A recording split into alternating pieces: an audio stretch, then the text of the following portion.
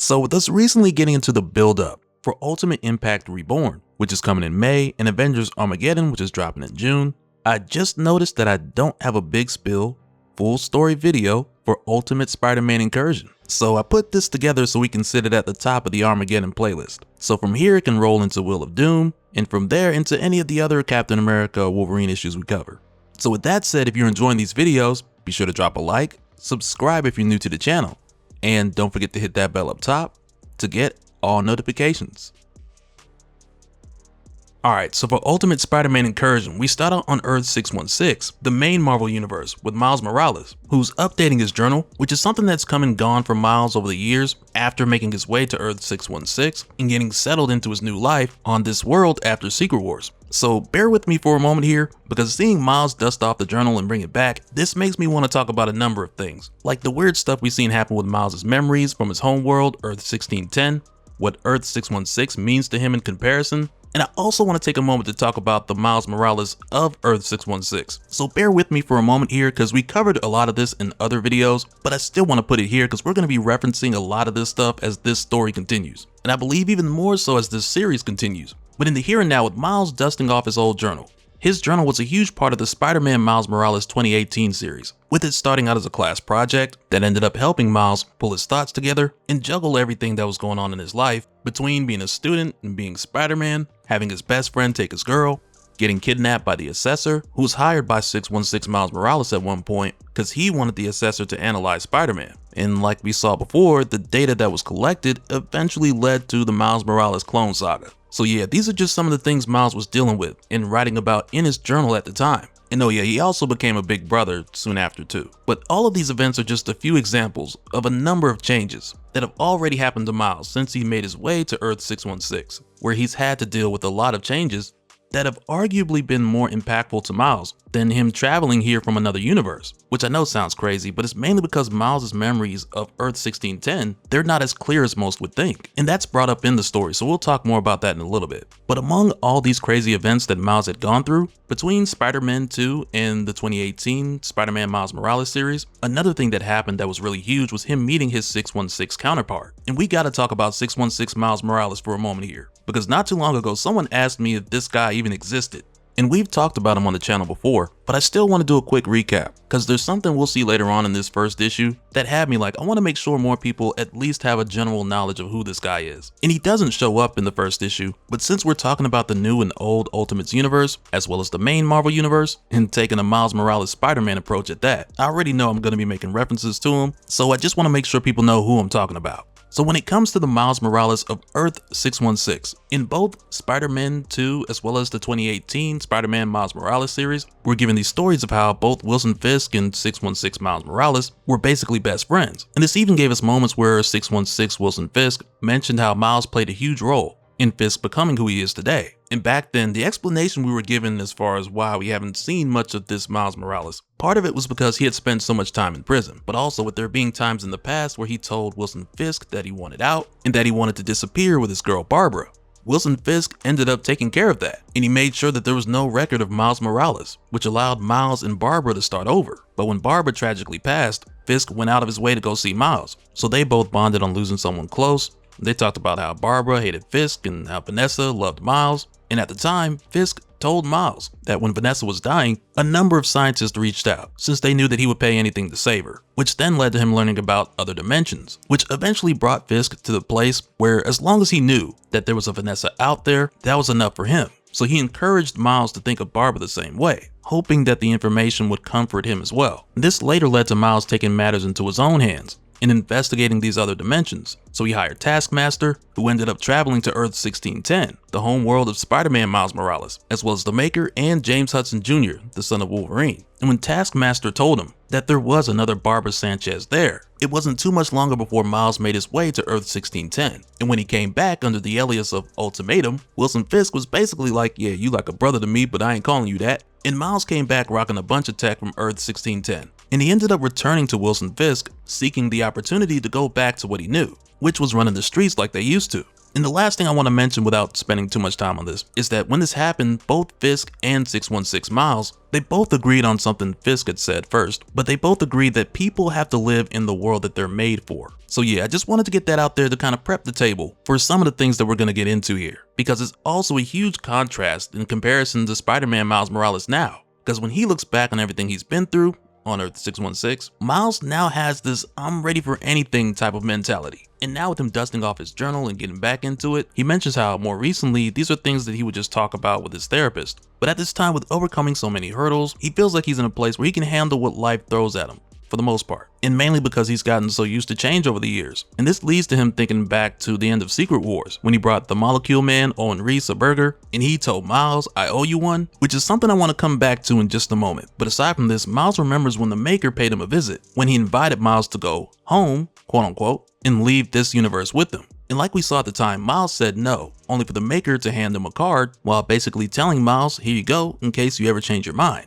And it was a blank card at that. But Miles also mentions here that he knows he's from another universe, but the details are fuzzy, which right there just reminds me of something we'd often talk about, or something I'd often try to figure out whenever we discuss the topic of Miles' memory. Because after the 2015 Secret Wars event, like I mentioned earlier, when it came down to Miles remembering events from Earth 1610, like for example, the Norman Osborn of that world, who was later brought to the main Marvel universe by 616 Miles Morales, this encounter literally hurt Miles' brain. And he even told Norman that it felt like he was punching a bad memory. And that's just one example of this gray area that we'd run into when it comes to Miles remembering either people or events from Earth 1610. So with Miles mentioning this in his journal now, it's not something new. And that's why I mentioned what I said earlier about the different things going on in Miles' life being more impactful to him since he's arrived in the main Marvel universe. Because to Miles, again, a lot of those memories are fuzzy. And I'm pretty sure the Molecule Man's responsible for all these changes that have happened to Miles, because of the whole "thanks for the burger, I owe you one" thing. Because Miles' life in comparison is way better now. Because after Secret Wars, his father was brought over, his mother was brought back to life, but back then, I don't remember we were ever told directly if it was the Molecule Man or Reed Richards, because an argument can be made that either one of them were in the position to change something. Because for Reed, with him using the Molecule Man as a repository of unlimited power, and his son Franklin as a universal shaper, where he would form them and hand them to Reed, so he could set them in place in their own reality. And it's not to say that Reed knows everything about every universe because of this, but if he wanted to make a specific change in a particular reality, he could have, which is why the Maker asked Reed that whole "if you can do it again" question. But as it stands, I don't think it's been mentioned, and if it has, I would love to know where, if it was either Reed or Owen Reese who specifically made these changes for Miles. Because ever since, I've been leaning towards the idea that it was the Molecule Man, that it was Owen Reese, who had done this for Miles as a show of gratitude. But aside from Miles mentioning how he knows he's from another universe, though the details are fuzzy, but also ever since the Maker showed up, Miles now feels like there's a secret trying to crawl its way out of his head. And shout out to the MF Doom poster. But this leads to Miles' journal entry describing that secret that's trying to crawl out of his head as a voice that says maybe the offer to join the Maker in a new universe wasn't all smoke. Maybe there's something there that can fill a void I didn't even know I had. But then I spend an extra 5 seconds thinking on it and feel stupid for even doubting myself. So yeah, already in just the first couple of pages, we're given a lot to think about as far as considering what's to come. But in the here and now, when Miles puts his little sister Billy to bed, we see him throw away that blank card that the Maker gave him just before leaving the room, only for it to activate and get Billy's attention, which immediately sets off Miles' spider sense. Because now the door to Earth 6160 is wide open with Billy drifting inside. So Miles just jumps in after her, and when he does, he equips his new vibranium suit, and he says here, "Don't even think, I leap in after Billy out of pure love and instinct. The place doesn't make sense. Teleporting never does. There's no telling what kind of effect this could have on us. I'm close. I'm so close. Quarter of a second is all I need, and then I could use my webs." But in that quarter of a second, Billy arrives on some part of Earth 6160, which could be Wakanda for all I know, with someone approaching her saying, "My, you look to be a far away from home, little one." And for Miles, he ends up landing somewhere else. But the next thing we do is pick up in New York of Earth 6160, with both Peter and Richard Parker, with the two of them seeing this circular portal just open in the sky, followed by a bunch of others just like it. So Richard asks his dad if he's seen anything like this before, and Peter's like, "Nope, still new to this." So then Richard asks the suit, and as the suit is analyzing these circular openings, Peter's spider sense goes off just before a blast comes out of one of them, only for Jonathan Owen to show up right after. And he's just recently got his powers, because he says here it worked. It actually worked. That stupid box worked. Suck it, Stark. I'm important now. I have power now, see? And would you look at that? I done found a couple of spiders.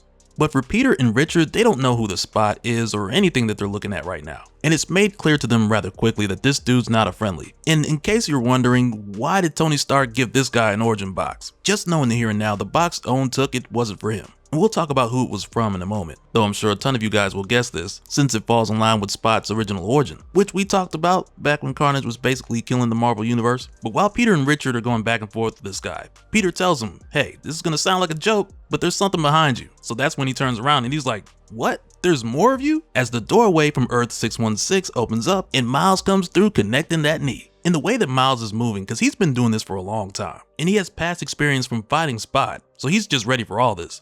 And Peter and Richard are just looking at Miles like, wow, that boy good. And in the case of this world's Jonathan Owen, when Miles calls him Spot, he's like, who the hell is Spot? Because in his case, not only did he just get these powers not too long ago, which right there just lets you know that this guy's been trying to find his way back for a minute. And this is his first time seeing any Spider-Man, let alone 3. And I mean 2.5 technically, but you know. But again, Miles just handles this whole thing in an insanely short amount of time because of his experience in this new Spot's lack of experience. And when Miles goes over to Peter and Richard, he's like, hey, Spider-Man, I'm Spider-Man. And Peter, who has his arms folded, is like, yeah, nice to meet you. And then Miles daps Richard and he's like, and please don't tell me your name is Venom. And Richard's like, no, but that's not a bad name though. So immediately Miles tries to take it back, but Richard's just like, too late. My name is definitely now Venom. And right there in Spanish, Miles is like, what have I done? But even here, there's a lot of crazy references just flying under the radar. Because for those who might not know, back in the original Ultimates universe on Earth 1610, Miles lost his mother because of Venom. Kind of. Because on Earth 1610, that Venom was created by scientists Richard Parker, wink wink, and Eddie Brock Sr., who were originally trying to create something that could cure humanity from any kind of disease, which led to them making a suit that would augment a person's body, which later led to them reaching out to Boulevard Trask, who wanted to weaponize the technology. But in Ultimate Comics All New Spider-Man issue 22, when Miles was fighting Venom in Brooklyn General Hospital, he was able to free the host, only for them to get gunned down by the police, and when the pieces of the symbiote tried to latch on to others, the police opened fire, and a stray bullet hit Miles' mother. So yeah, the original Earth 1610 was a cold world. And mainly because in the early 2000s, a lot of it was going for the realism. But yeah, nonetheless, when you look back at it now, it really makes you ask yourself, like, is Miles better off with a fresh start or not? Or what would happen if he remembered everything from Earth 1610 clearly? But nonetheless, it's here where Peter tells Miles thanks for the save. And Miles is just like, it's all good. You know what they say about Spider-Man. Only for Peter and Richard to give him his look like, no, we don't. Which is hilarious. Like, it's literally blank stares. So Miles is just like, we do whatever a spider can? And Peter's just like, oh, I guess I could see that. And after this, we jump forward what we're told is one multiversal monologue later, where Miles has filled these guys in about the other 616 Spider-Man. And when Richard asks Miles about Venom, Miles is just like, I don't really know that dude too well. Which is also funny because back in Ultimate Spider-Man issue 12, the Christmas issue, there was a really brief moment when Richard mentioned Mr. and Mrs. Brock when he told Ben they couldn't make it to the party. So who knows what that'll turn into. But this conversation ends up leading to a moment where Miles tells them, look, I get all this is new for you. Trust me, the multiverse gets old, fast. But I'm looking for my sister, okay? She's just a kid. Could we focus for a little? Just before Miles swings off, with that Miles Morales flair, hitting all kind of twists and flips. And this just has Richard like, can you believe how cool he is, Dad? And for a moment here as they head around to help Miles find his sister, you can tell Peter's getting a little jealous, because Richard's like, when he says, I'm Spider-Man, it just sounds right, you know? Like it fits. And Peter's over there like, I mean, I guess. And Richard is just like, look how he swings. So smooth and natural. He makes it look effortless. And as they continue to make their way around the city, helping Miles by looking in different people's windows and freaking them out while asking other people on the street, this one guy mistakes them as members of the Children of the Eternal Light, who are the pacifist-ish followers of the Hulk on this world, so I guess they be going door to door. But as Peter and Richard continue their conversation, Richard points out how Miles sounds like he's young and somewhere around his age. So right there, Peter goes off like, you know, I mean, I'm a pretty good Spider-Man too, considering how long I've been doing this. And I mean, I also got a wife and a kid. And right there, Richard is just like, Dad, stop. Don't be weird. Which in a way, this reminds me of that whole thing where Dave Chappelle was talking about how his son was just saying all these great things about Kevin Hart. So Dave had to pull his kid to the side and tell him, hey, you know I do this too, right? Like, this feels like the exact same thing. But what's funny is how it turns into a moment of awkward silence before Peter's just like, hey, you want to know what I think is weird? Because Richard's like, oh, here we go. But Peter basically tells him here, like, here's what's weird. Your own father being your second favorite Spider-Man. I think that's weird. And mind you, they're having this talk outside of this old lady's window. And she's just like, get a good look, pervert. And Peter's like, nobody want to see that. And even after they leave, Peter keeps going. Because next he's like, so who's your favorite father, huh? Uncle Ben? Your English teacher? That college student who babysat you once? Like, he's just going off. And to their surprise, it's here where Spot returns. And this is where we find out the truth about what happened with the origin box. Because the first thing he says is, I took it. It wasn't for me, but I took it.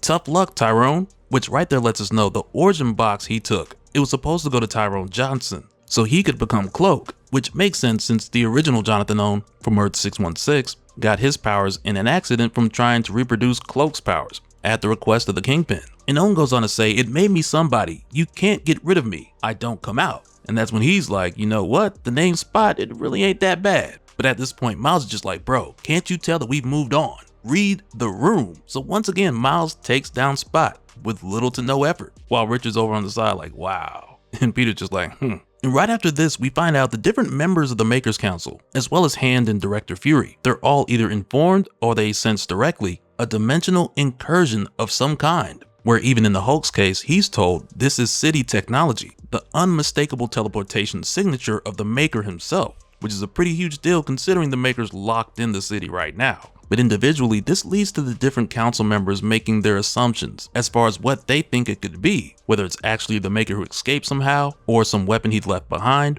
whether it's a message, or his own secret agent that he's keeping from everyone else. All the different leaders from the different regions, each of them have their own thoughts on it, but every last one of them comes to the same conclusion, because to them, whatever it may be, each one of them's just like, I want it. Because for a lot of the members of the Makers Council, even though they have their own territories, with some being shared between 2 or 3 of them, in a lot of cases, many of them have their own agendas. And I can see that being their downfall at some point, especially if things get ramped up before the Maker gets back. And as you would expect, the Ultimates notice this signal too. And they of course recognize that it's the Maker's power signature. But right away, Doom's just like, it's not him.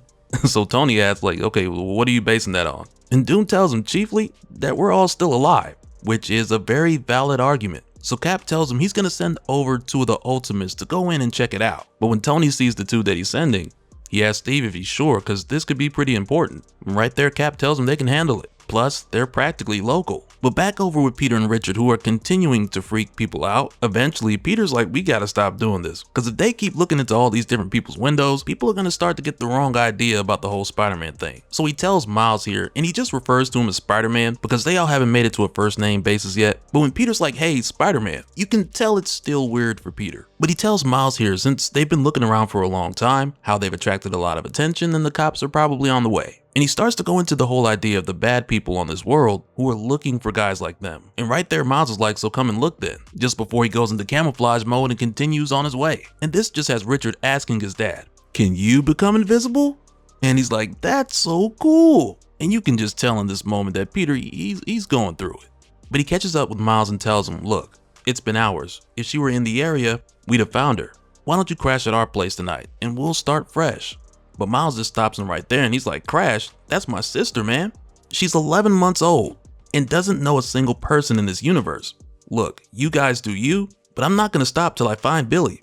Not for anything. So Peter starts to try to reason with him again, only for Miles to tell him, I'm good. Seriously, I got this.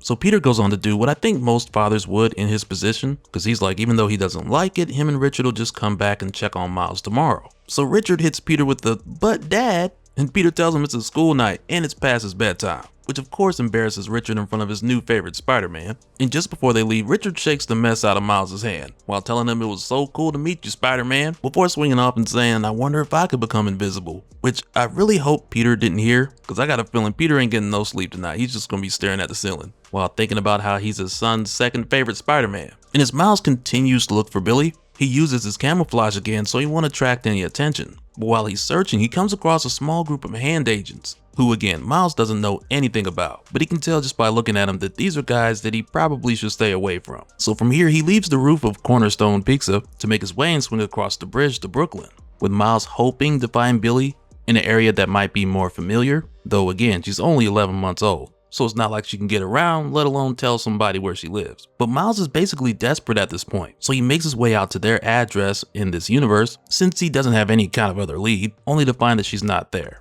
And instead it's a whole nother family living inside. And on top of that, it isn't even the same kind of building, which now has Miles thinking like, man, we don't even exist here. Which to me, that's one of those things where it's like, I don't know. Like, I wouldn't be too surprised if we saw another Miles Morales on Earth 6160. And this is the thing that made me think of Earth 616 Miles while we're on the topic of variants. But it also has me like, man, I really want to know what happened to the Miles of this world, because the Maker found his variant. We've seen plenty of Peter at this point, so I can only imagine there's a Miles out here somewhere. And so next, Miles just swings around what would have been his neighborhood, but he stops when he sees a sign with a picture of the Ultimates that says, if you see something, say something. And I think the bottom says the terrorists are not your friends. And next to that, there's some graffiti that says Ultimates Unite, which I want to say the Ultimates were using at one point so people would know where to go. Can't remember off the top of my head. But out of nowhere, Miles gets snatched up by Janet Van Dyne.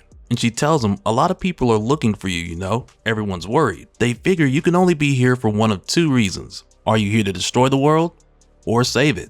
And I mean, we should be asking Janet the same thing. But now we know who the two Ultimates are that Tony didn't have much confidence in, with us seeing both Janet and Hank, who are also switching it up, because she's the giant one this time. But also now this has Miles wondering if he can really handle everything the world has to throw at him.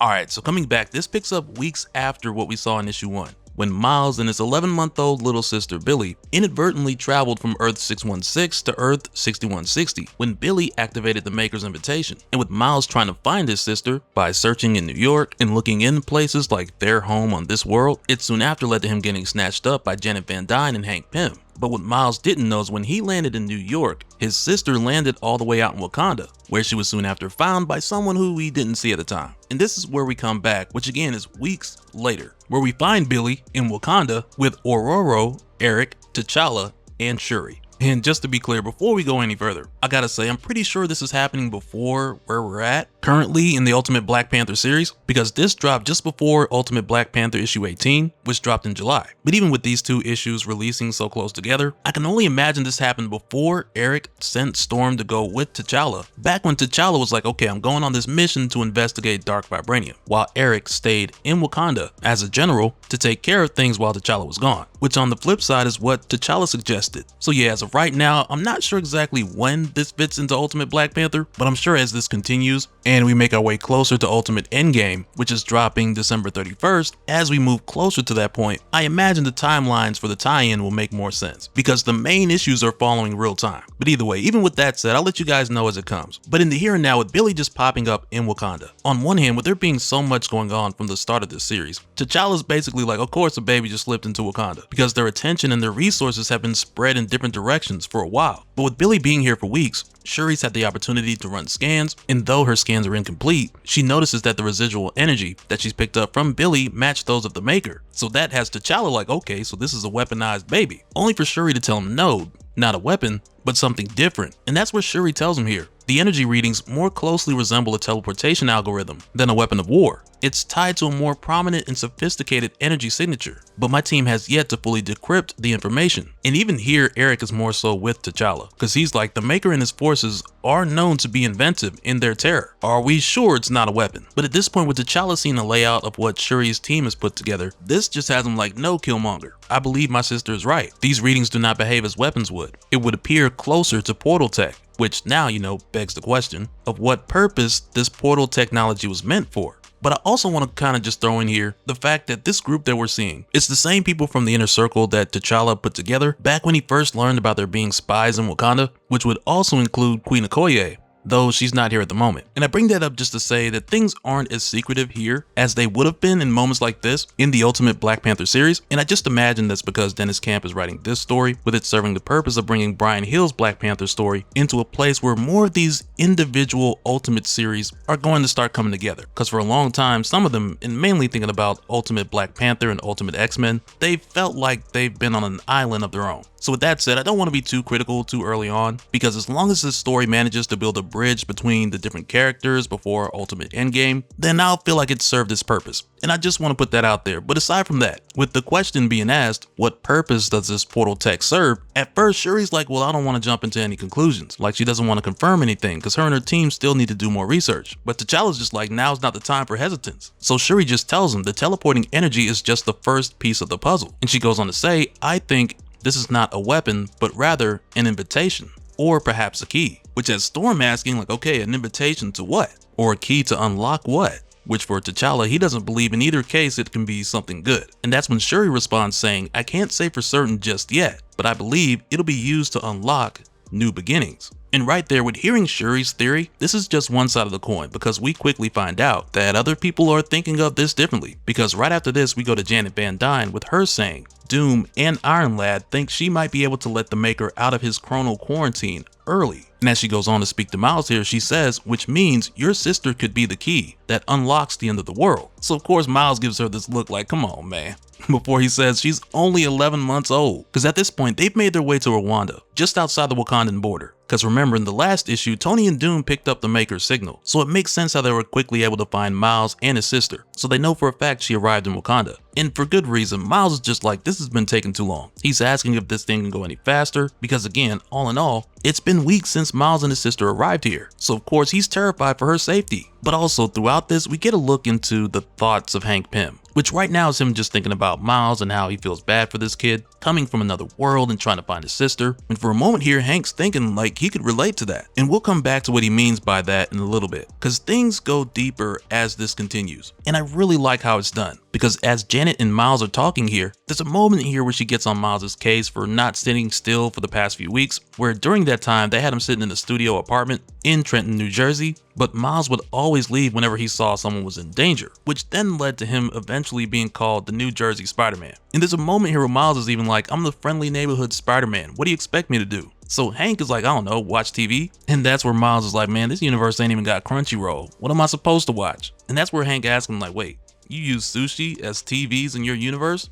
Miles is like, bro, what? And I'm sorry, but that whole back and forth was just hilarious. But again, with Miles wanting to get to Wakanda as fast as possible, because on Earth 616, it was nothing. So Miles goes on to ask Janet, aren't y'all this world's Avengers or something? Shouldn't you have like a Quinjet or a teleporter? And right there, Janet's just like, what's a Quinjet? And as far as the teleporter, she lets Miles know that they do have one, but it uses a lot of energy, and Tony says that stuff's not cheap, which is why we've seen that there's times where Tony will tell Janet to shrink down to use a teleporter to minimize the amount of power being used. And Miles is just like, I'm just saying, my Black Panther got me from Brooklyn to Wakanda in like an hour. Which is kind of a flex, but then when Janet tells him, look, we're not the Avengers, we're the Ultimates. We have what we have. And right there, as soon as Janet says the Ultimates, Miles has another one of those Earth 1610 recollection moments, though this time around it's more like deja vu instead of what we've seen before when Miles would encounter someone who crossed over from Earth 1610 to Earth 616, who would feel familiar and literally have him in pain, like he's facing a bad memory.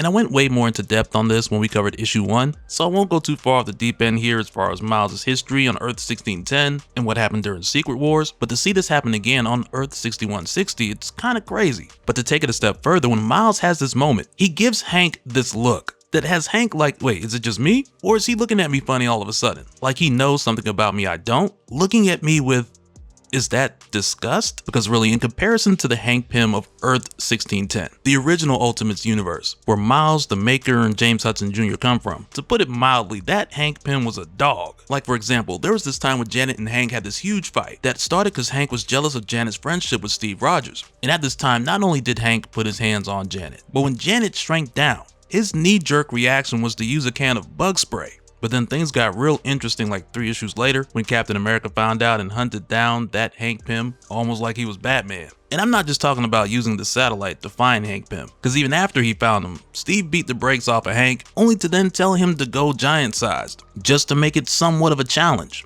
And after that, Cap even spit on him. But even with saying this, I know sometimes when I bring it up, people will also mention 616 Hank Pym, who definitely has a crazy history. But the original Ultimate Hank Pym, he was another level of scumbag. And I want you guys to kind of just keep that in mind with us seeing this Hank from Earth 6160 as we follow him through his thoughts, as well as the history between him and Janet on this world. But in the here and now, in the middle of this, when Miles' spider sense goes off, he tries to tell them to stop the truck, just seconds before they find themselves being attacked by the Dora Milaje, who immediately refer to all of them, including quote-unquote Jersey Spider-Man, because that name is sticking now, as known terrorists. So of course they try to explain themselves and say that they need to see King T'Challa immediately, but there's something about Hank and Janet's choice of words that rubs the Dora Milaje the wrong way and has them thinking that they've come to threaten their king. And much of that also has to do with the world believing that the Ultimates are international terrorists, so there's also that. So right away the Dora Milaje attack, and one of them even says, hey, the spider's wearing a vibranium suit, only for Miles to be like, vibranium nanomesh, actually?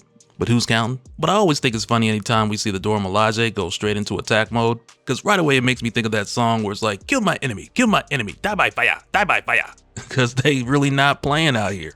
And it doesn't take long for the word to get back to T'Challa, with it being presented to him as an attack from the international terrorists, the Ultimates, which again falls in line with the perception that the media has been pushing. But as far as T'Challa's concerned, when it comes to the Ultimates, he's been meaning to speak with them for some time, so he hasn't been buying the whole terrorist propaganda. And to him, even if that were the case, and they were actually here to take him out, he would still rather face them head on. So as he gets ready to leave with Eric and Aurora, they leave Billy behind with someone to look after her just before they head out. And as they do, for a moment here we jump back into the thoughts of Hank Pym, with him saying here, what do we do for the people we love? Anything.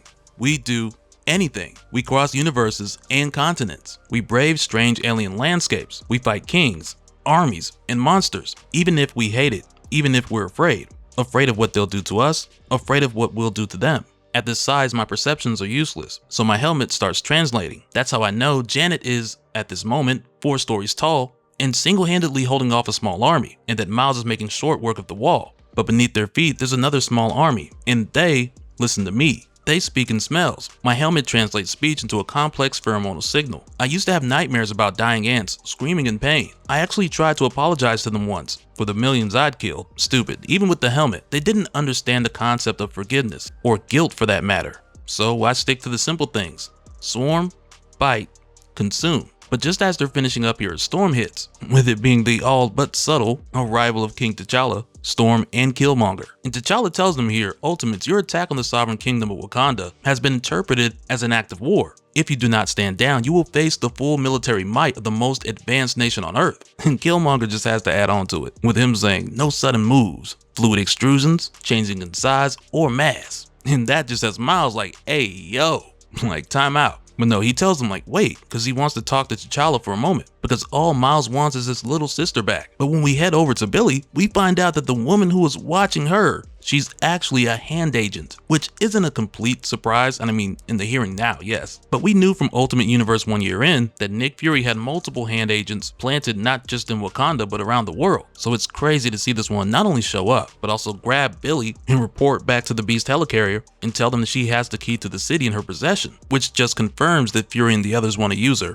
to release the Maker early. So of course, when Miles finally gets here, only to find that his sister's gone, it just has him devastated all over again. But then next here, when Hank starts to speak, Janet cuts in to speak on the behalf of the Ultimates, and it shows us again with Hank thinking, I let Jan take the lead like I always do. Because remember, this Hank, unlike any of the other Hank Pyms we talked about, this one's very soft-spoken, very timid, very passive. And before we go any further, I want you guys to keep in mind, on Earth 6160, this new universe that Miles has traveled to, with the Maker creating a number of changes throughout history to get rid of the different heroes, we still haven't had them all explained to us. And the Hank Pym of this world is one of those cases where it's like we know some of the backstory, but I got a feeling there's way more to Hank and Janet that we have yet to see. But in the here and now, I want you guys to keep in mind what we saw in Ultimates issue 1, when we initially met Hank and Janet, who were running their extermination service, when at the time there were also references to Hank having those bad dreams. But for as long as we've seen the two of these guys, Janet's always been the one to step forward, with Hank hanging back like I'm gonna let her do her thing. And so far, I've liked this a lot, because this Hank had a bad head injury, and it's been implied like Janet is protecting him. But for all we know, Janet may have been involved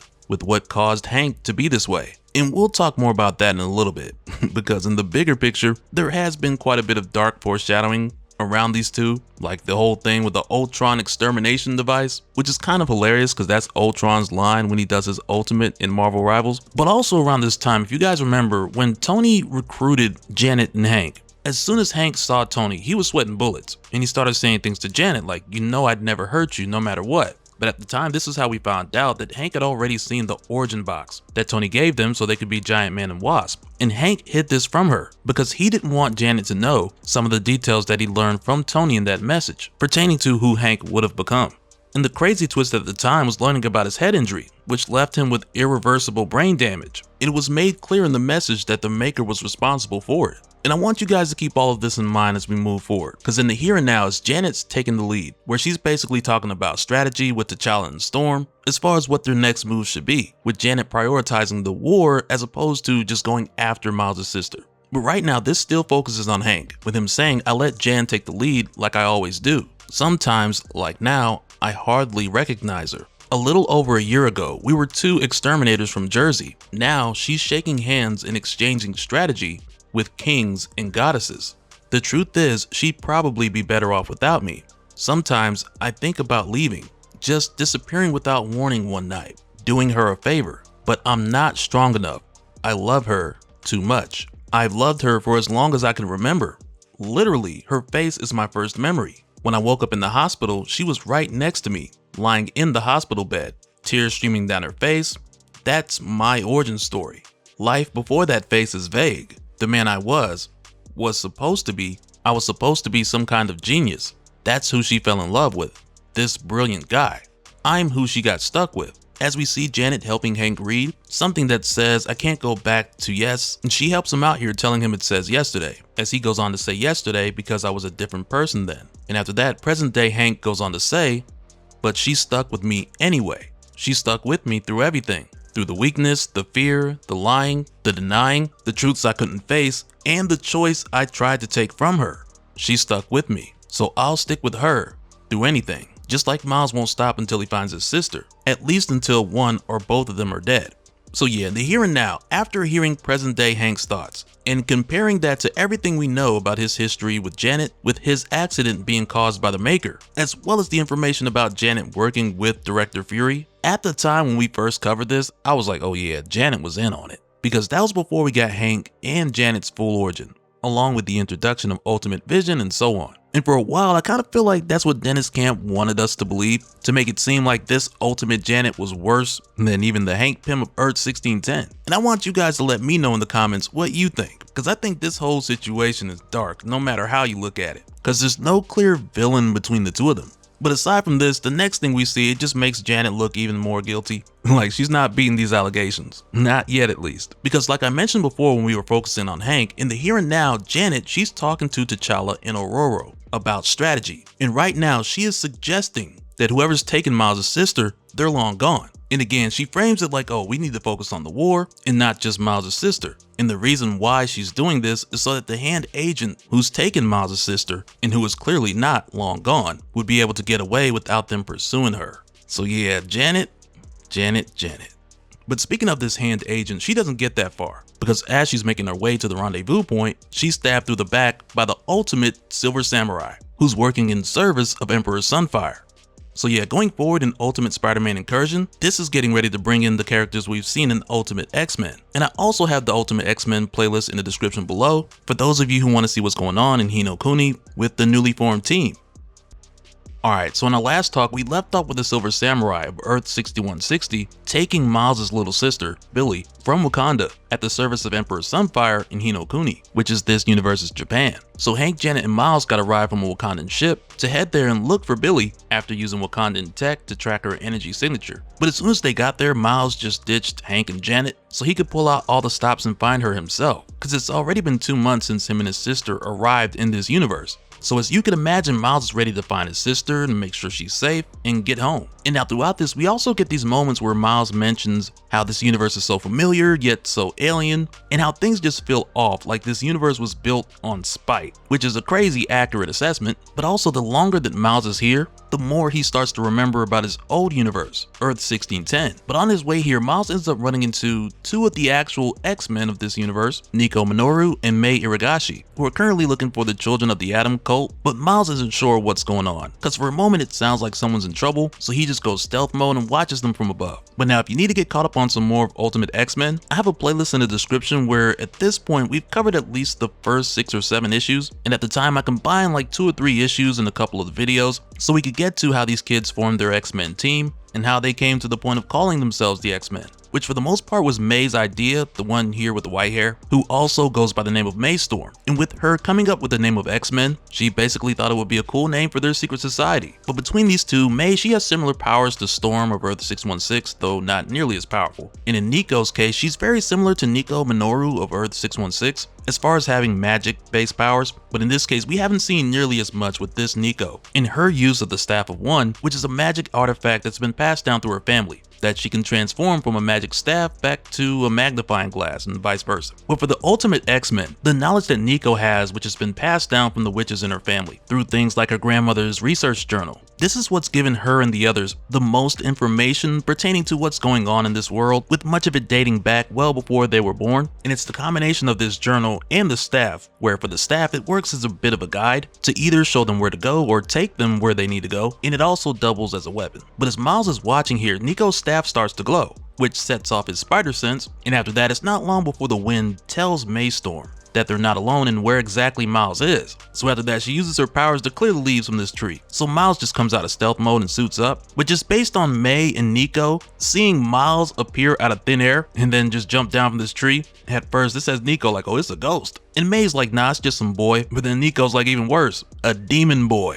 And right there, I'm like, wait, hold on, what you mean by that? But when Nico attacks, there's something to keep in mind here, because at first Miles just tries to get her to put the staff down so they can talk, but it quickly turns into a case where Nico thinks he's trying to attack, so May backs her up, but even still, she's not as convinced as Nico on the idea of Miles being an actual threat. But even now, the thing to keep in mind here is that there's quite the language barrier between Miles and these new Ultimate X-Men, because his Japanese isn't that great, and even though May took English in school, she absolutely failed that class. And there's a moment here where Nico tries to hit Miles with an attack from her staff, and he's just like, please let this work. Please let this work, as he uses his Venom saber to parry it. And it works, but he definitely didn't know if it would. And needless to say, Nico and May are quite surprised to see this too. But right now, all Miles can really think about is continuing the search for his sister. But given the circumstance that he's caught up in, it just has Miles telling Anansi that he could use some advice right now. And Miles is just like, what was it you said back when we were in the spiritual plane? And now this ties back into Miles Morales issue 29, where Anansi, the trickster god of West African myth, who's also said to be the first Spider-Man, explained to Miles how the events after Blood Hunt were a test to see if Miles had the willpower to carry the burden of being Anansi's new herald. So Miles had to fight a Varnade-possessed T'Challa and eventually decide whether he would stay cursed with vampirism or be free and leave that on T'Challa. So of course, Miles chose for T'Challa to be free, but back then when Miles was fighting T'Challa as well as other significant villains from his past, at one point Anansi asked him, is it possible, O Herald of Mine, that violence will finally solve the problem where it could not before? And really it's these words that come to Miles now. So he just applies the same method that he did then, which is to stop fighting. And we're going to see more things down the line that pertain to Miles being Anansi's champion, since Anansi can travel across the multiverse, but for some reason that works weird here on Earth 6160. But right here with Miles no longer fighting May and Nico, when he tries to speak to them, once again there's that language barrier. But just going by May's earring and of course her powers, Miles has a bit of a hunch that she's one of the good guys, and more specifically an X-Man. So he asks like, wait, do y'all have two Storms in this universe? So for Nico and May, I could just imagine the words that are coming out of Miles' mouth. They're just sounding like English, English, English, English, English, X-Men, Storm. So at first when they hear X-Men and Storm, right away May thinks that Miles is part of the Children of the Atom cult, only for Miles to try to tell them again that he doesn't understand the words that are coming out of their mouths. So that's where May tells Nico, like, hey, why don't you just do a magic spell so we can just understand what he's saying? Only for Nico to tell her that magic doesn't work like that, and that they should just use the translation app on their phone. And right there, I'm just like, yeah, that would have saved a lot of trouble. And it probably would have been nicer if they had some AirPod Pro 3s. But nonetheless, the phone comes in as a lifesaver because now they can finally communicate. And Miles can tell them about his sister Billy, who currently is doing okay as far as kidnappings go, because come to find out, Ultimate Silver Samurai is actually great with kids. He's letting her draw on them, they're playing string games like I think it's Cat's Cradle or something. And it's funny because when Viper shows up, she tells him you're supposed to be guarding the anomaly, not playing games. But in his defense, he does point out here that these games just so happen to calm the anomaly. And it's proven in real time, because now that he's not playing, Billy just goes off and starts crying. And when he picks her up again, she stops. And that's where Viper's like, can it be? The fearsome Silver Samurai, blood-soaked butcher of Hinokuni, grown fond of the anomaly?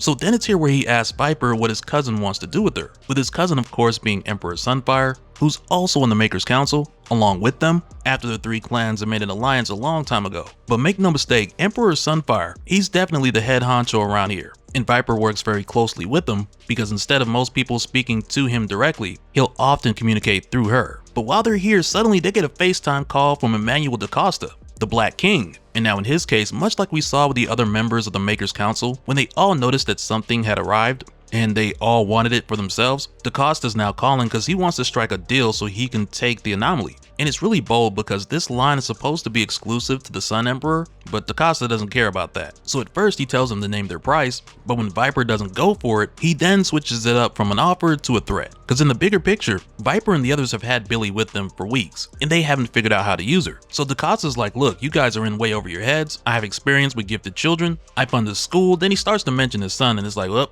that's not a good example. And he tells them they could either take this money and be wealthy beyond their wildest dreams, or they can die defending something that they don't understand. And when Silver Samurai calls him on this bold-faced threat, DaCosta just tells him that he tried to handle this like a businessman and give them a fair offer, but all the great powers want what they have. And he lets them know if he was able to find their location, what's to stop anyone else from doing the same, though in a not so professional type manner. And now back on Miles' end, Maystorm lets him stay with her at her grandmother's. Her and Nico are bringing him food and all that. And at one point she can hear him sniffling over by the window. And for something like this, you really don't need a translator to tell you that he's going through it. And May tries to use her phone to translate the conversation again, though it's not working that great this time around. But as you would imagine, Miles is telling her things like, you know, thanks for letting me crash here, and how he's just ready to find his sister. But also with Miles remembering more about Earth 1610 during his time here on Earth 6160, that's also caused him to have this huge fear of losing everything again, like how he lost his home world, referring to Secret Wars. And then it's like you stack that on top of him being worried about his sister, and it's a lot for him to deal with, especially all by himself. And for May, even though she doesn't fully understand everything that Miles is saying, she tries to give him some comfort by letting him know that she knows what it's like to be an outcast. Cause like we saw when her mutant powers manifested, her parents were like, nah, get out of here. But she goes on to tell Miles that's why her and her friends formed the X-Men, so that none of them would have to deal with these things like their new powers alone, and how it's taught her that no one is ever truly alone. And when she says this, May reaches over to touch Miles' hand, and he just gives her this look like, oh, since when did you become the physical type? And I will say, there's moments where it seems like May might have a bit of a crush on Miles, even though there's a moment later on where she's like, oh, I'm totally helping as a friend. But regardless, I'm not expecting it to be anything more than that, or for Miles to be checking out anyone here, since he has a girlfriend back home. But after this, when they're all just about to go to sleep, Nico's staff just starts glowing. And again, in this universe, we've seen Nico's staff, the Staff of One, either start glowing before she's attacked or as a way to guide her and bring her attention to something. But right here, when it starts glowing and it starts floating, Miles wakes up and he tries to help, but before they know it, everyone's teleported out of here. And back over where we see Miles' sister Billy being examined by one of the scientists, the power goes out for a brief moment just before Miles, Nico, and May all arrive here. And Billy couldn't be happier to see Big Bro. And they barely get a chance to realize what happened before Miles' spider sense goes off and he's being attacked by the Silver Samurai, who thinks this is going to be light work with him saying how Miles is just a boy. But Miles has reached a point after all this time, after trying to find his sister for so long, he's come to the point where he's like, oh no, I want this fight, because he needs to blow off some steam. And now in the case of Viper, there's a moment here where she's trying to figure out what happened to security, only to find out that they're having a completely separate issue right now at the same time. And for a moment, Miles has a bit of trouble with Silver Samurai, who tells Miles here like, yeah, you got good moves for a boy, but I'm a fully grown man. So that's where Maystorm steps in to help Miles out. And she's like, you might be an old man, but the thing about us young folks, we're pretty damn stubborn, but we still work well with others. And she just charges up Miles' Venom Saber, and Miles just cuts the samurai's katana in half, which pretty much puts an end to this fight. And I'll even say with Miles being able to do this, like with him slicing right through the Silver Samurai's sword, we really haven't seen enough of the Silver Samurai, and I mean the one in this universe, to know if he's able to charge up his sword with the mutant power or if he's more tech-based, but I'm sure we'll come around to that down the line. And now after this win, now that they found Billy, for a moment it seems like everything's about to be all good. And then Magic shows up, because we're not done with the sword swinging. But when she catches Miles for a moment here, it's enough for Magic to get in, grab Billy, and then use her stepping disc to get out of there.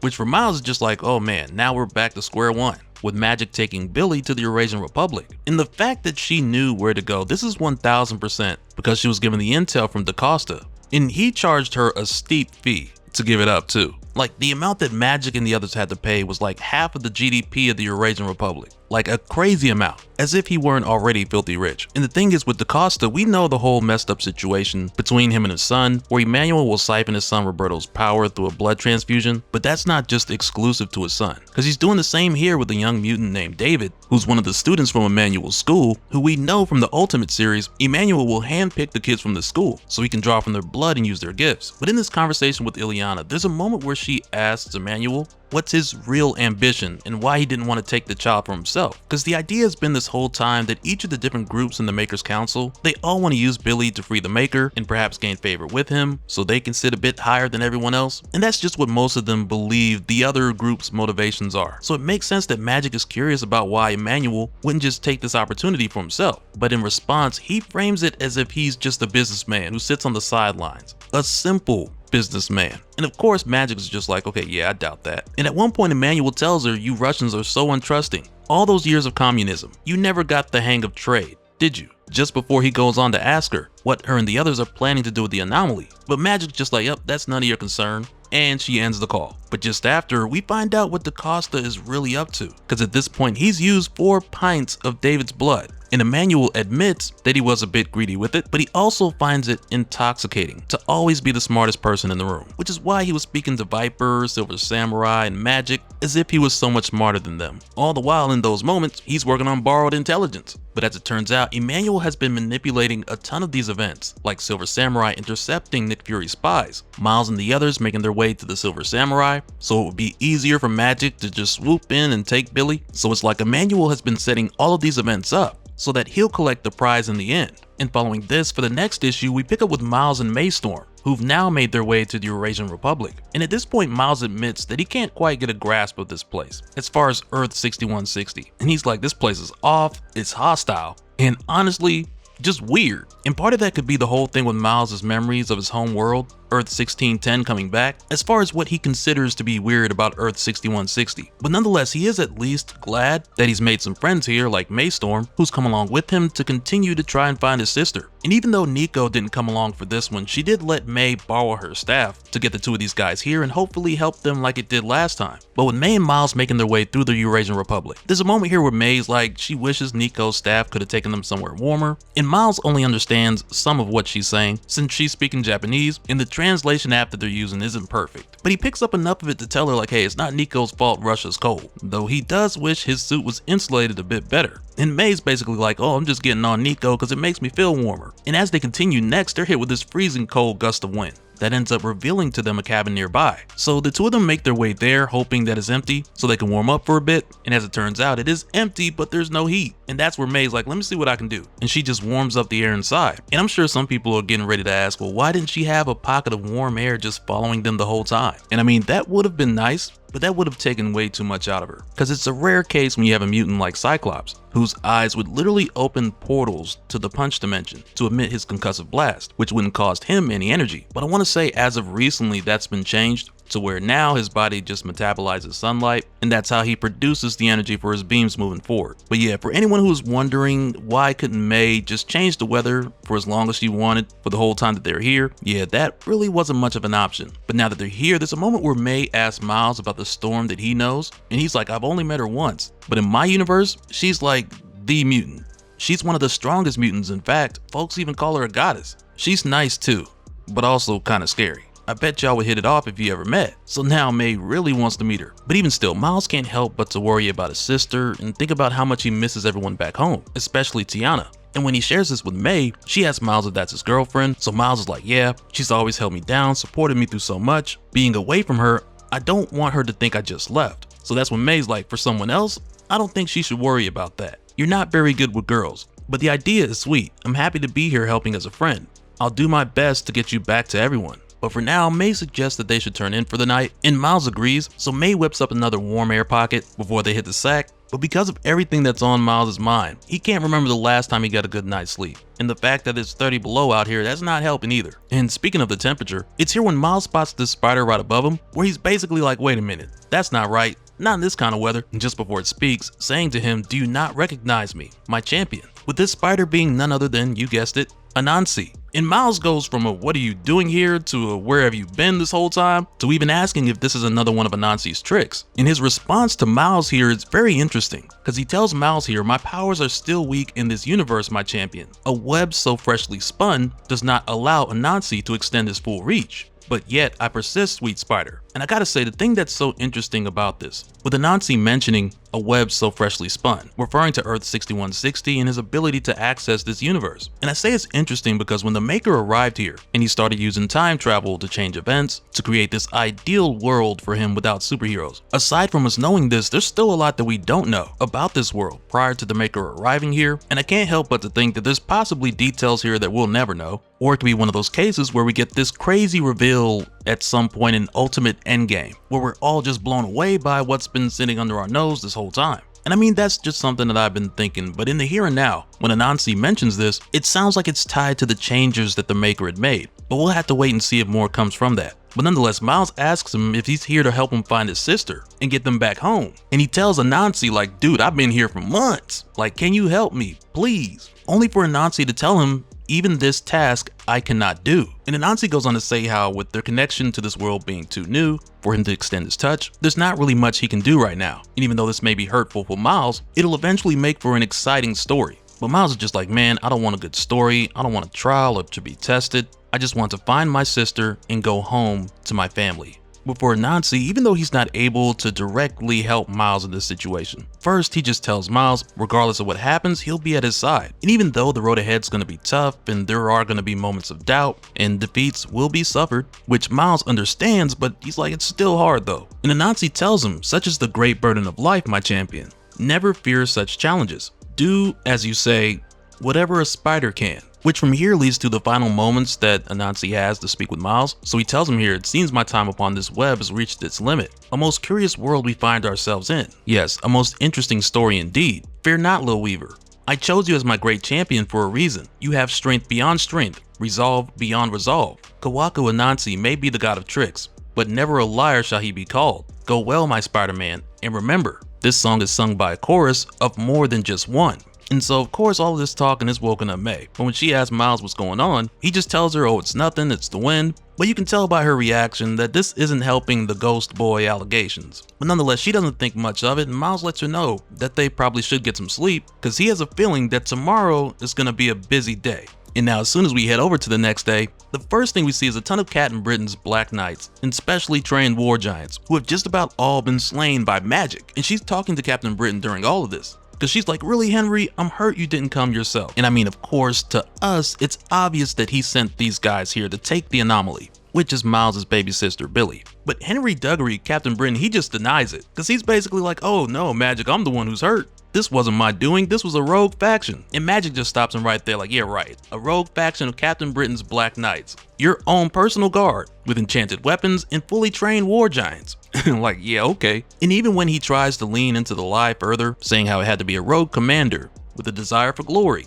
or some misguided loyalty to him, against Henry's firm orders. So Magic just calls him out because it's just like what Banner said about the Children of Light ninja attacks, which we'll talk more about when we get back into the Ultimate series. But after this, Duggery kind of drops the act a little bit, because now he's like, "Well, we have been wondering why you've had the girl in your possession for weeks." So Magic entertains this and she gives him an explanation after one of the most disrespectful lines I've seen in some time. Because she says here, "That's the problem with long-line royals. So much inbreeding leaves you all simple," which is crazy. But then Magic goes on to explain why nothing has happened since they had the child. Since they had Billy, and the thing is, they tried to take her to the city, which is where the Maker's locked away, but nothing happened. And that's where Magic's like, "It appears early reports were slightly exaggerated. Yes, she has the potential to open the city or close it indefinitely, but it is a potential only. It must be shaped. Fortunately, we have great experience in such matters. Our proud technicians have been working for weeks to construct an apparatus to channel her aura into just the right pulse sequence. It's almost ready." So Henry asked what happens to the child after. And Magic is just like, of course, activation of the apparatus will destroy her totally. I think with what comes after, it will be a blessing for her. And man, right there, Magic is really on some "if she dies type vibes right now, as she goes on to decapitate one of the last dudes here begging for mercy. But even now, Henry Duggery asks Magic if it causes her to pause at all when thinking about what might come out of the city, because they might just be better off enjoying the little time they have left before the Maker returns. But she just stops him right there and she's like, a terrible world is waiting to be born. Most will not survive, but I am Ilyana Rasputin, and my family, we are famous for surviving. And then she cranks it up a bit like, I am Magic, Queen of Limbo, and ruler of the Eurasian Republic, and I will unleash hell if... Only to catch a web shot in the middle of her monologue that's followed up by a heavy wind attack because now Miles and May are here. And at first Miles is like, oh great, you're worn down after fighting all those black knights and fairies. And of course Magic, she's like, no, she's not worn out. So Miles is just like, well dang, I guess we gotta do this the old-fashioned way. But when Miles goes for the attack and May follows shortly after, Magic easily gets the best of both of them. So this just has Miles like, okay, I can definitely see how she was able to take out an army. So he tries to tell May that they're gonna have to work together, but right now they really don't have time for the whole translation app, which is what May tries to tell him, although in Japanese, and that's where Miles is like, crap, you don't know what I'm saying, do you? And Magic's not even letting them get the chance to get things together. I mean, why would she? So what Miles does here to get May to understand what he's trying to say, he hits his best cinematic pose before yelling, Tokusatsu. And that's what causes May to get it. And of course Magic is calling the two of them idiots because they're not out here filming a TV show or a movie. But however you want to look at it, this plan ends up working for them. Because as Miles webs up Magic, May puts snow in her eyes just before the two of them pull Magic in and stop her with a kick that's basically supercharged by May. But as soon as they're done with Magic, they hear an alarm going off, which has Miles thinking like, okay, well there must be a lab nearby, and that's gotta be where they're holding Billy. And he's right about that, but when we head over to this lab, we hear someone saying Miss Rasputin is notoriously good at keeping facilities such as this one inaccessible to teleportation, just before we see a ton of throwing knives just slice through all of these scientists. And as this person continues to enter, they go on to talk about how you're not supposed to be able to teleport in here and how Magic made sure of that. Then they say, but it takes concentration and effort. And it seems she's gotten busy.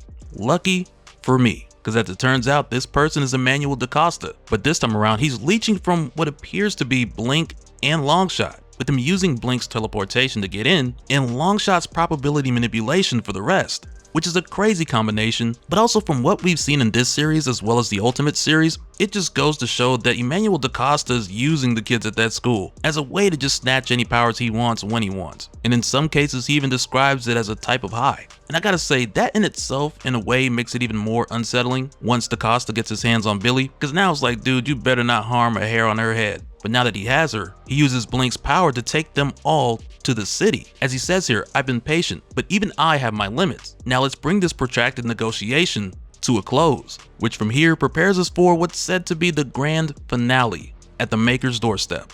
Alright, so throughout Ultimate Spider-Man Incursion, there's been this huge runaround since Miles and his little sister Billy made their way to Earth 6160, because as soon as they got here they were separated. Miles landed in New York and Billy landed in Wakanda. And this started what seemed like a gold rush for the Maker's Council, because both the Arrival and Billy, Miles' sister, carried a unique energy signature that was obviously the Maker's technology. So many of them speculated like maybe he got free, could this be a weapon, a message, or some sort of agent? And before they even knew what it was, they all wanted it, and that goes for Hand as well. But among all of them, Magic was shown to be the most aggressive in her search, which eventually led to her and Miles clashing, but fortunately he had Maystorm of the X-Men of Earth 6160 to help him out. But it was in this very moment where Emmanuel DaCosta, who had been pulling strings throughout this whole series, just to create an opportunity for himself to just walk in and take Billy, it was in this moment where he swooped in and did just that, so he could take Billy to the city and free the Maker early. And now this is where the conclusion of Ultimate Spider-Man Incursion picks up. And keep in mind here, the stakes are very high, because it's not just about the Maker getting out early. I mean, we know that's bad. But on top of that, Emmanuel DaCosta plans to steal the energy from Billy, the same way he's been stealing mutant powers from his students as a way to free the Maker. So of course, with DaCosta's method of stealing powers being this janky blood transfusion, he's literally ready to kill Billy, just to get some brownie points from his boss. And in the very moment where he blinked from the Eurasian Republic to Latveria, Miles and Maystorm got there just in time to see him leave. And come to find out, Magic, who was just fighting Miles and Maystorm, she pays the two of them no mind after realizing she was used by DaCosta, because again, he had been playing everyone this whole time. So when she creates a stepping disc to take her directly to Emmanuel, without hesitation, Miles just jumps in after Magic, and understandably so. But after the fact, he does think about how he left Maystorm behind, but at the same time, he knows she has a way back since she still has Nico's staff. And as soon as Miles arrives, this dude DaCosta just drops the baby, only to then zap Miles before he can get her, which was totally uncalled for. But DaCosta was able to do this by shooting some form of optical concussive beams from his eyes, which now has Magic like, oh, another stolen mutant ability, huh? And Emmanuel tells her, oh Magic, My dear, I have moved far beyond mutants, as he opens his coat revealing multiple packets that are connected to him. Just before he tells her, I have collected superheroic catalysts of all kinds from the Maker's private collection. And really, with him saying this, it's almost like he's going for a I am as far beyond mutants as they are beyond you type of vibe here. And I mean, Magic is a mutant, so he wouldn't say it exactly like that, but you get what I'm saying. But right here, DaCosta just juices up on all these different abilities that were supposed to go to a ton of other people, and he puts it all into himself, and he tells Magic, here is but a taste. So right away, Miles is like, hey, Magic, you want to team up till this is over? But she doesn't say anything. She just goes for DaCosta. And for Magic, at this point, she's had it with this guy. Because before, he gave her leaked information so she would know where to get Billy, only so DaCosta could safely just take Billy from her. And there's a moment here where she even says, I knew you couldn't be trusted to build the Council's superhuman counter-evolutionary army with those catalysts, to where this army was supposed to have been called the Defenders. Well, I guess so much for this universe's version of that. I mean, it might have been something cool. And on top of that, Magic and the other council members have known about DaCosta using the powers of his different students, or at least leeching off of his own son. But now this is different because these powers that he's taken, they're coming from the huge inventory of superhero catalysts that the Maker had set aside when he stopped the heroes of this world from getting their powers, and even becoming heroes in the first place. And I'm sure you guys remember back when we saw those huge containers in Ultimate Universe issue 1, and Sif was like, how many of these hold a stolen relic? Only for Doom to tell her and the others, each of them hold 100, which is crazy. And it's not to say that DaCosta is using that many, but that's where he got these powers from. And it just goes to show that this guy will take whatever he wants. So now he just has a mixture of all kinds of different powers. And when Magic goes to attack, he just catches her with his big hand. And in response to her saying, I knew we couldn't trust you, he tells her, you should have gone with your gut. I see you, little Ileana. I see into your heart. I see your worst fear, and I can bring it to life. Perhaps I'll add you to my collection once the Maker rewards me for using that child to release him. As he shows her here what looks to be the moment where Magic was initially abducted by Belasco, when she was a kid. And with Magic out the way, next DaCosta goes for Miles, while saying, invaders from another dimension, how wonderfully unique. I look forward to drinking your blood once this is over. And from here, even with DaCosta just tearing into Miles, from slamming him into the ground to blasting him at point blank range, after all this, Miles just looks at him and says, can't have her. So DaCosta takes things a step further, and he uses the same method that he used on Magic to see what Miles fears the most. And this leads to DaCosta saying, now let's see what secrets you hold, traveler. A forgotten world perhaps? No. Better. A broken one. And now not only is this DaCosta looking at Miles' memories of the original Ultimate Universe, Earth 1610, but now this opens what will be a floodgate of memories coming back to Miles. Memories from his original world which have been locked away for so long. Because when Miles sees his parents in Genki, right away DaCosta takes a look and he's like, oh, I see. You fear failure. And for Miles, it's not just about who he's lost, even though his mother literally died in his arms in that hospital so many years ago. But part of this goes back to what he has now, like his little sister Billy. Because if Miles can't save her, he's just gonna blame himself, as if he were the common denominator. And even when Miles sees these images from Earth 1610, when he hears his little sister from Earth 616 trying to call his name, that alone is enough to get Miles to snap out of it and catch DaCosta slipping for a moment here. And it kind of makes for something special because when they're trying to say Miles' name and saying Mewiles, he's like, your first word, I'm definitely gonna remember this. And as he's holding her, they start to have that glow like when they first came here, since Billy's still full of that same energy. So DaCosta's like, put her down before you disperse her energies, only for another voice to come in from the side saying, I'm sorry, big guy. But that really is the least of your problems, because now the Ultimates are here. And I mean, it took them a few issues to get caught up, because they also know about the unique energy signature. It wasn't just the Maker's Council, and for a while they just had Giant Man and Wasp helping Miles to find his sister, but that wasn't going anywhere. And as soon as they get there, Cap tells the others that their mission is to buy them some time, as he tells Janet to grab the kid and get her to safety. But DaCosta's not stopping anytime soon, and this ends up leading to a moment where Miles gets knocked inside of a building that has one of the superheroic catalysts inside. And at first he's like, where am I? What is this place? It feels so familiar, just as he's drawn towards one of these catalysts that has a spider inside. And Miles says here that it feels like home. And as he gets closer, he catches a shock from it. And right there, he's like, I see it. I remember it. Everything. As a ton of memories from Earth 1610 just come rushing back. The bite, the mask, the power, the responsibility, the fear, the loss, the offer, and the Maker. So yeah, basically everything we've been talking about throughout this series. And like I've mentioned before, I still think there's more to the whole thing as far as the Molecule Man looking out for Miles after Miles brought him that burger. And I mean, only time will tell, but Miles getting his memories back is a step in the right direction. And when this is over, Miles looks up to see Captain America and Iron Lad there, only for Iron Lad to be like, whoa, wait, the catalysts. Because for months, Tony and the others have been taking them from other Maker facilities. And this was the same spot that they hit back in Ultimate Universe issue 1. But again, like we saw, there were just way too many for them to get all at once. And fast forward to now, Tony remembers that there used to be dozens of these containers. And now that there's so few, it can only mean that DaCosta's cleaned this place out. And even with Cap and Miles telling Tony that they've got to get moving, Tony takes a look around and he puts this together pretty quick. Because he's like, man, he used catalysts to build knockoff Origin boxes. He stole my IP.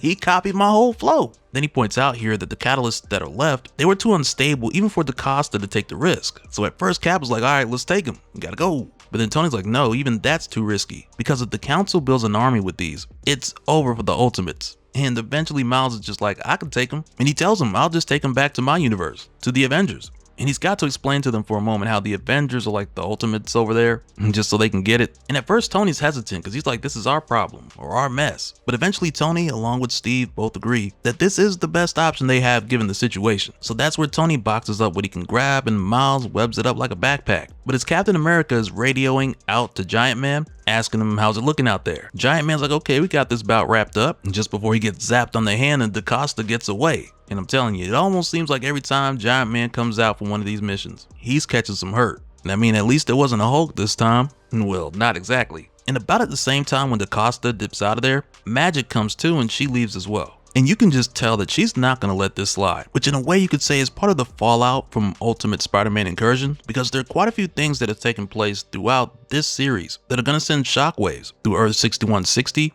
and the main Marvel Universe, with some things having a much larger effect than others, of course. And we'll talk more about that in a moment. But for now, this finally reunites Miles with his younger sister. After all these months of running around in an alternate universe, they're back together and they're ready to go home. And we also get a little moment here where Billy finally says Miles' name right, which is cool. But just before they leave, we get another really crazy moment. Because after this, when everyone heads over to the Triskelion satellite, we start out with Doom telling Miles that it took a great deal of time and effort to reverse engineer the blank card invitation that Miles was given by the Maker, which is how Miles and Billy got here. And Doom goes on to say, Maker's technology is convoluted and advanced, but I spent years assisting him. I find it all somehow intuitive. And mind you, for Miles, this is his first time meeting Ultimate Doom. So he says here, man, a world where Doom is a superhero.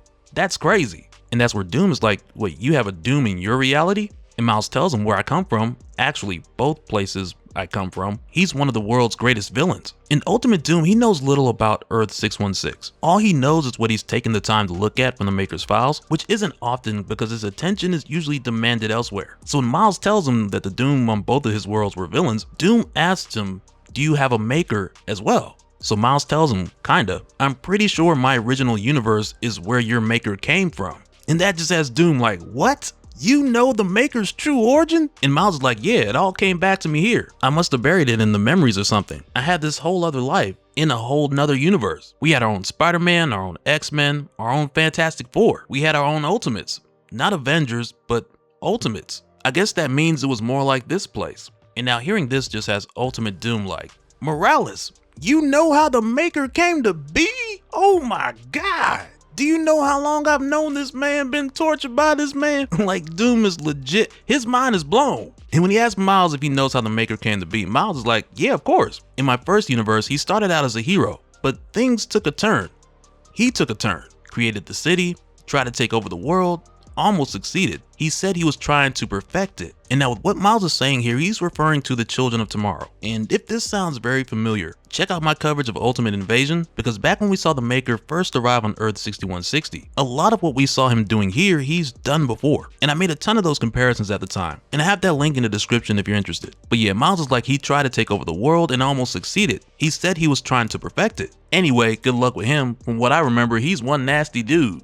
And that's where Doom's like, the Maker, a hero? And just before Miles leaves, he's like, yeah, if you can believe it, he went by Mr. Fantastic. but his real name was Reed Richards. And right after that, Miles and Billy, they're gone. But Doom's expression right here, his real-time reaction, shocked doesn't begin to describe what's happening here. Because after everything Ultimate Doom has been put through by the Maker, learning this piece of information, it's going to change him. And we'll talk more about that when we cover Ultimate's issue 17. But between Miles getting his memories back and Ultimate Doom getting this revelation, these are just a couple of the components that contribute to what's being called the fallout from Ultimate Incursion. And we'll see how much of that unfolds soon. But following this, we see Miles and Billy make it back safely to Earth 616. And now that Billy can say Miles' name, she's not stopping. And now that they're home, they're met by their parents, as well as Shift, who you guys might remember from the Miles Morales clone saga. But as soon as they walk in, Miles hides the briefcase holding all the catalysts that he brought here from Earth 6160, and he stuffs it right underneath Billy's crib. And I mean, what could go wrong with that? But with that said, if you guys enjoyed the video, be sure to drop a like, and let me know what other fallouts you think we may have coming down the line as a result of Ultimate Spider-Man Incursion. Whether that be Doom and Tony eventually bumping heads again, or even Miles' new memories, or old memories I should say, causing him to see certain things and certain people differently. Let me know what you guys think. And so now real quick, I want to give a special shout out to all the patrons. Thank you guys for all of your support. And for anyone who's new here, who wants more information on how to support the channel, I got a link below where you can go to patreon.com/dopespill. But that'll do it for this one, guys. Let me know your thoughts down in the comments below, and we'll do it again on the next one. Alright, later.